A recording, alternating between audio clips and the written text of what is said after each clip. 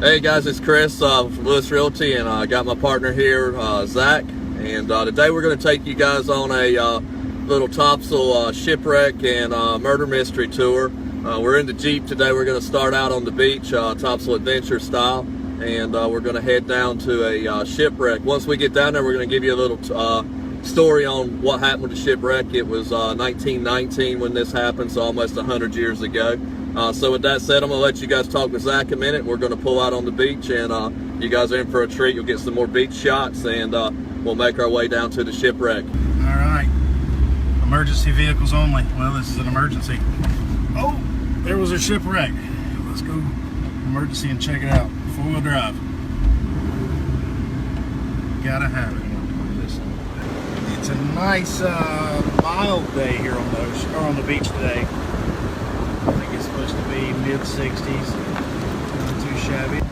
We're as far north as we're allowed to go by the town of Surf City, so we're going to park the Jeep and walk just a little short walk here to the shipwreck.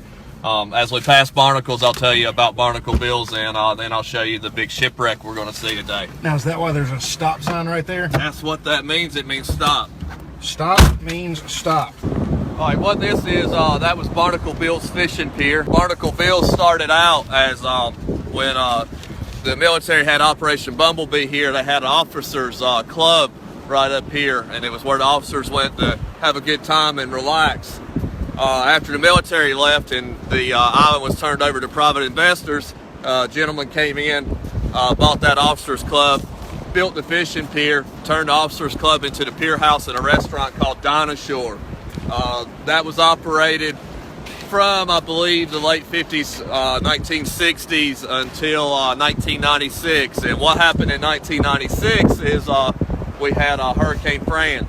And I used to work at Barnacle Bill's Fishing Pier back in the 90s as a young man, about 17, 18 years old.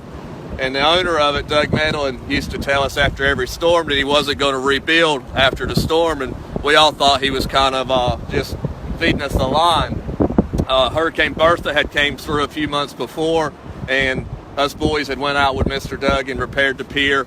Mr. Doug told us yet again, I'm not going to rebuild it if this happens again. Well, lo and behold, 1996 came, and Hurricane Fran was quite strong. She damaged the pier heavily, damaged the pier house, and as you see, Mr. Doug did not rebuild. Uh-oh, here we go. All right, so what we've got here is the shipwreck. And as I said, the island's always moving. Sometimes this is totally hidden. Sometimes it's totally exposed. Right now, it's only partially showing. So we believe it's part of the decking of the ship. This is from the William H. Sumner. 1919, she set sail from Puerto Rico.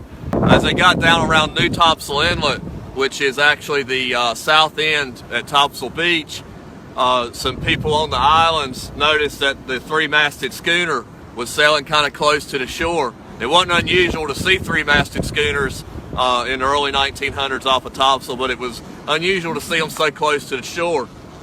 Next thing we know, the Sumner had run aground on a shoal, and any ship, whether it's fiberglass, steel, or wood, is bad news when you run aground, because the ocean will beat the ship against the sand and tear it apart. When I say aground, that's an old waterman's term. Basically, they've run on a shoal with very shallow water.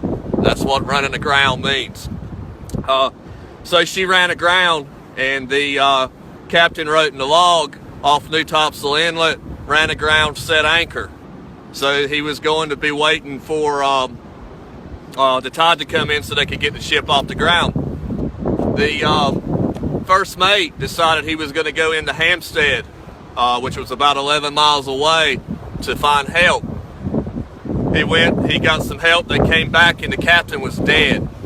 He had a gunshot into his temple, his right earlobe was blown off, and the first mate said, must have been suicide. His first voyage, and he's run aground, and he's threatening, the ship's being threatened to be taken. It got the best of him. He killed himself. The Pender County coroner decided to do an investigation because it didn't seem right. There was no gunpowder burns on the captain's face, which how can it be self-inflicted if there's no gunpowder wounds? It looked more like a murder scene. After a big trial, they never did convict the first mate. It was just so much speculation around it, and they did let the first mate go. The first mate said as he was leaving the courthouse, "I'm headed to Alabama on the first thing that smokes."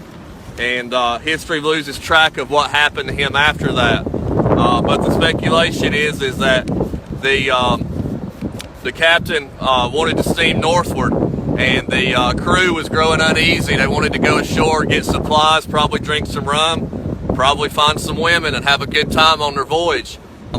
After the event, the ship broke apart, and pieces of it came up here to northern part of Surf City. The other pieces of the ship are buried somewhere offshore. We don't know where. Could be in the inlet, could be somewhere else. The neat thing about shipwrecks on North Carolina coast is that the sand preserves them when it buries. This is 100 years old, and it's not rotten. So now, what are the rules when people come to check this place? Yeah, this is actually, it's registered historical spot.